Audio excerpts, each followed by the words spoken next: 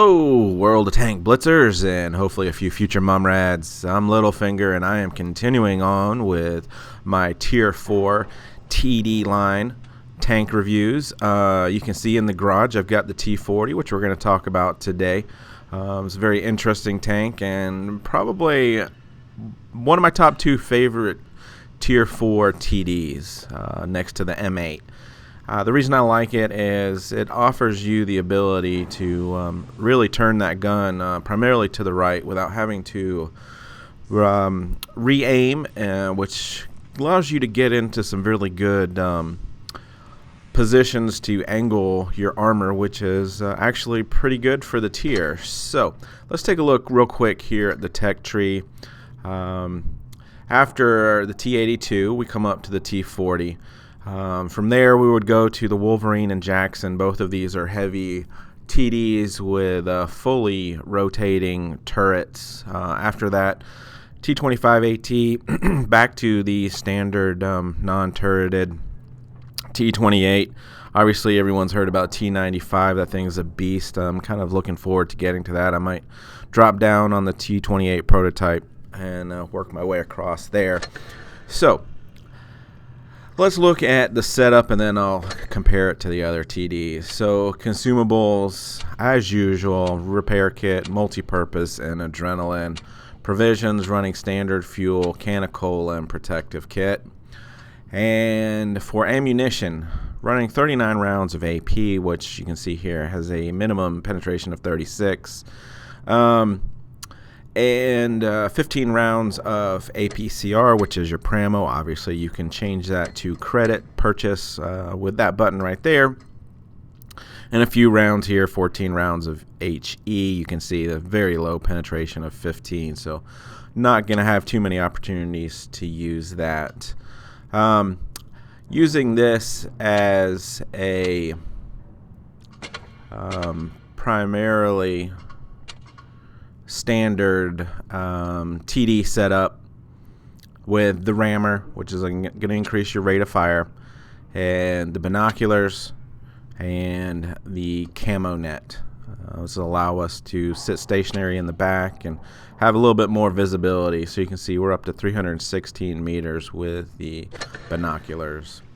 Let me pull up the spreadsheet and we'll compare it to the other tanks. Okay, so we see here the T40, 440 hit points, is right in line with the rest of the tier. Hull armor there is 51, is better than the average, just a little bit below the Hetzer there. So angle that hull as much as you can to help increase that 51, make that a larger effective thickness. Weight, it comes in as the heaviest TDs, but it does have a nice 450 horsepower engine, which is going to result in about 38 kilometers per hour as your top speed and 35 on the traverse. So not as mobile as the other TDs here at Tier 4, but it'll get you around. And so the gun depression is great here, minus 10 degrees, positive 30. So you can use the ridge lines to your advantage. But what I like the most about this tank here is the aiming arc of 22 degrees to the left and 35 degrees to the right. So you've got over 50 degrees that you can move your gun without having to turn the tank. And obviously turning the tank makes you reset your camo net, reset your aim time. So that is one huge advantage with this as a TD. So moving down here, top gun is the 76 millimeter. Gives you penetration values of 128, 177, and 20 for AP, Pramo, and HE. All pretty good numbers. Where it's going to be a little bit lower is obviously with the average damage. We've got to offset those good numbers with some bad numbers somewhere. So 160 is slightly below average, but it does have a very nice rate of fire here at 7.58. So you can see here damage per minute is right over, just a little bit over 1,200, which is nice. What I like about this is obviously it does have a nice aim time of 3.4 and a dispersion of 3.88. And there with the credit coefficient of 0.9 lends me to believe that Wargaming knows this is a good tank and going to penalize you a little bit for playing it. So Let's take a look at some really interesting gameplay. All right, first game here is on Lost Temple as the bottom tier. You can see I'm one of 2 tier 4. The rest are tier 5. And we have got some trash talking going on. And part of the reason I put this first, there's a very good lesson here at the end of this game. But also it outlines the fact that, yeah, you know what, I think Wargaming made the right decision to remove certainly cross-team chatting, but also dead tanks can't talk. New rule, which, you know, I'm kind of liking, although I did quite often use it to help coach some people once I had exited the game. So anyway, this team has split up, and you can see that our Churchill is in trouble. So I'm going to go down here and try to help as much as I can. I've got AP because I just want to make sure we get rid of this KV. My opinion is KV is the most overpowered tank at tier 5 in the hands of the right driver, which you will see at the end of this game. So anyway, we finished off the KV. You can see our KV there. He's aiming at the sky, turned sideways, which is just an example of what's going to come here at the end. Still working on learning when to use HE, when not use HE. Obviously, if I had just shot an AP into the back of him, he'd have been dead by now. But we finish him off before he does any more damage, and you can see there's a good example of how that angle to the left of the tank there really helped me out. So I'm taking my shot and pulling back. And we are up a tank at this point, and we're doing pretty good. Gonna get another shot. Nope, I missed that shot.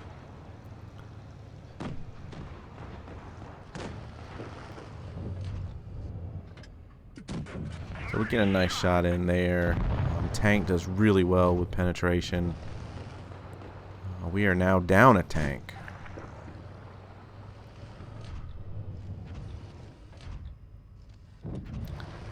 So I'm just trying to use as much cover as possible.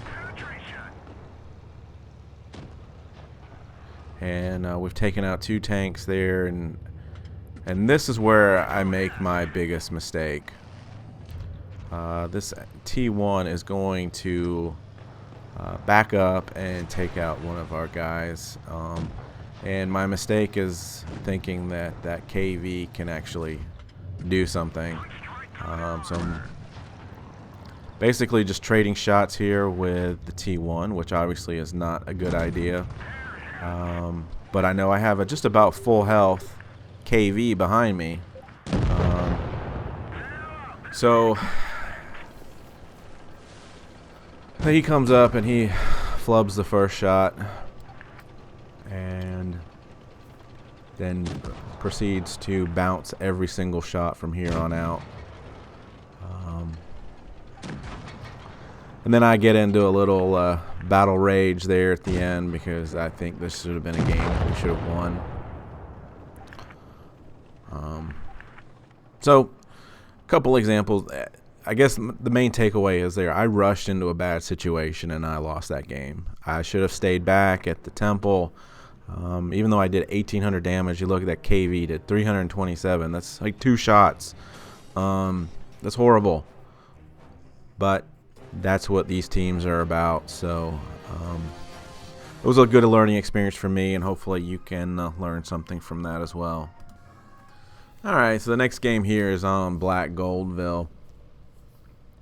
We've got a couple TDs here. I'm not sure if I should put the M3 in the TD class or not. Obviously it doesn't have a turret, but they classify it not as a TD. So I like to pull up here and look at the spot where tanks often come around the corner there. If I get into a bad situation, I can pull forward behind that rock, but they're not going to come around the corner. Our team's going to push up, and our A20 is going to get taken out super early. So I'm going to sit back here behind this rock, and you can see how I have the tank angled.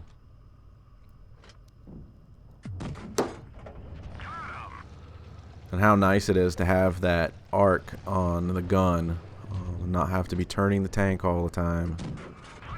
And we've found a really good spot here. We're putting in a lot of damage.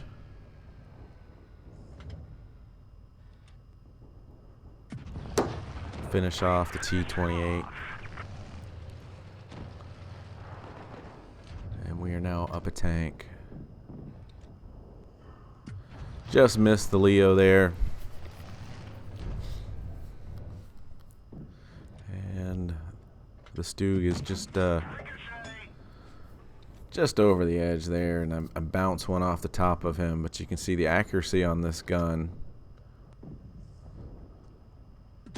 Get a shot nice into the hatch there. The team has done a pretty good job. We're at 4-on-3 at the moment. I do want to get this guy out, and we managed to get him out. Now, I think that would have been a harder shot with one of the other TDs, because I would have had to turn and re-aim. So I'm really liking this tank for that flexibility. And you can see here, I'm going to switch over to APCR and aim right for that track.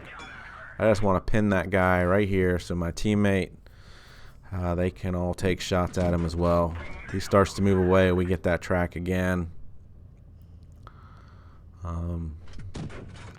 So we're just going to keep pounding shots into that track. Finally finish him off. And we've got one lone tank. So I'm going to wait for him to come around the corner. And when he looks at me, I just pull forward and hide behind the rock. And so I've just gotten a free shot without any potential of damage in return.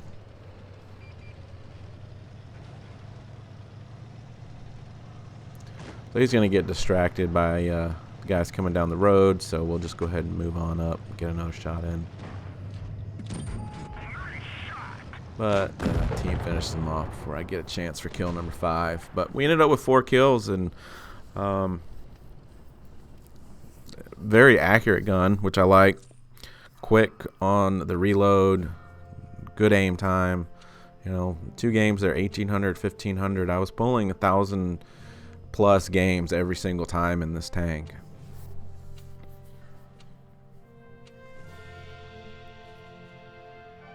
You can see here the assistance, extra points for shooting that KV in the track. Alright, here's a game on mines. TD. This map obviously has some very good TD spots. And so this PZ4 comes up here. I tell him he's not a sniper. You really got to know what your role is as a team. And now look at him. Alright, so he's turned with the weak side of his armor facing anybody that could potentially shoot him. So obviously we're dealing with someone that's not exactly the best World of Tank player for sure.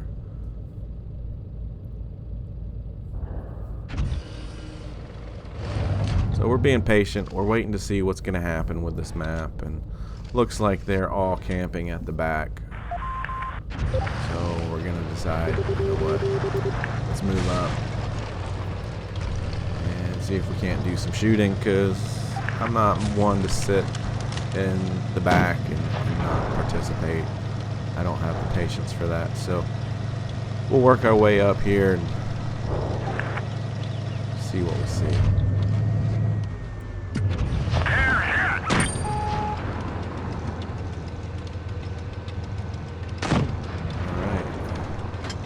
They're starting to push the hill now that we're up here. And we've got this one guy that's come through the river. He's just sitting here and shoot him without even trying to get away.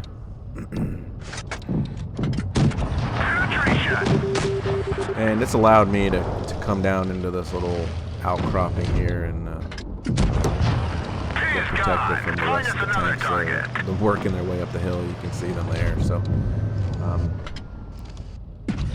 I'm able to shoot that Shinobi right in the tracks, but obviously I don't have any support from the typical TD hiding spot. We'll get him again in the tracks. And the team's going to take him out.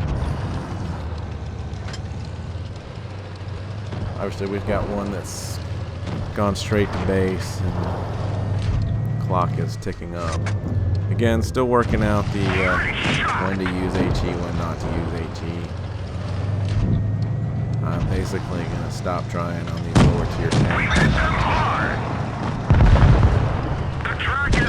End up capping the base and winning, but you can see even with that being bottom tier in a shortened game because of base cap, I was still able to do, I think it was 1200 damage in this game. So I really like the speed of this gun and the accuracy. Can't say enough about that. Another game here on Lost Temple. This one I'm going to show you is a little bit different. Instead of going temple, we push down the rivers. And I think you get a good understanding of how nice it is to be able to use that arc angle to your advantage, especially in situations where you're shooting around mounds and hills and rocks and stuff like that. So anyway, we've all pushed down here. Haven't seen much from the Reds, and then they slowly start popping up.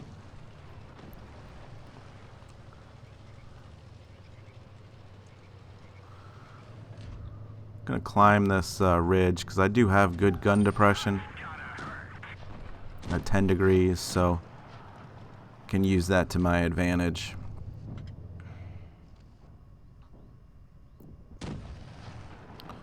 Just kind of waiting for things to unfold and see if anyone makes a mistake. So now that that guy, the BT's gone, we can push around here and we can finish him off. And now what I'm going to do is I'm just going to aim for tracks. Keeps them from being able to back up, makes them use repair kits, and also gets yourself some extra experience points when your teammates help damage tanks that you've disabled. So again, aiming for that flywheel there. Go ahead and track him. And team puts him away. It's a really lopsided game, unfortunately, but seems like a lot of games lately have been that way. So again, aiming for the corner of the flywheel there. Doesn't do anything but damage, but so we're just going to block him in there. Keep him from really getting moving or anything. So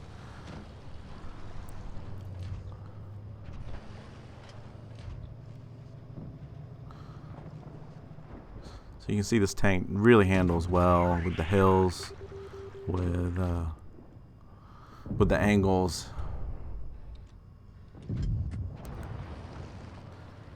And so there's one guy left, and he's up there in the town area.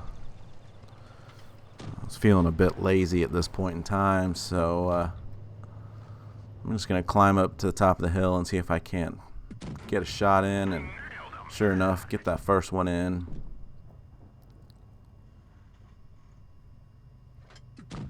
And just missed that second shot. And climb a little higher. See if we can't get that kill shot in. He's going behind the building. This is not good. There's no point me driving up there. Those guys better put him away. I'm just going to be patient. I'm just going to sit here and let this game unwind. And maybe my good fortunes will reward me.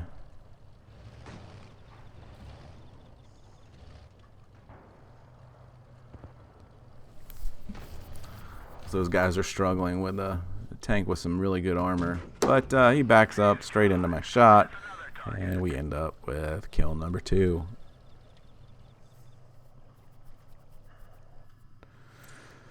So we did over 1,200 damage here. It's a level 1. 2 kills.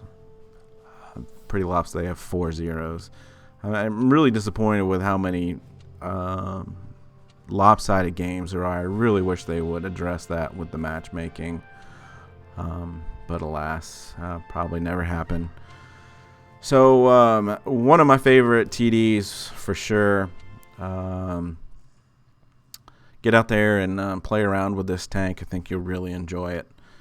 So as always, guys, stay safe, have fun, get educated, not fingered. Littlefinger out.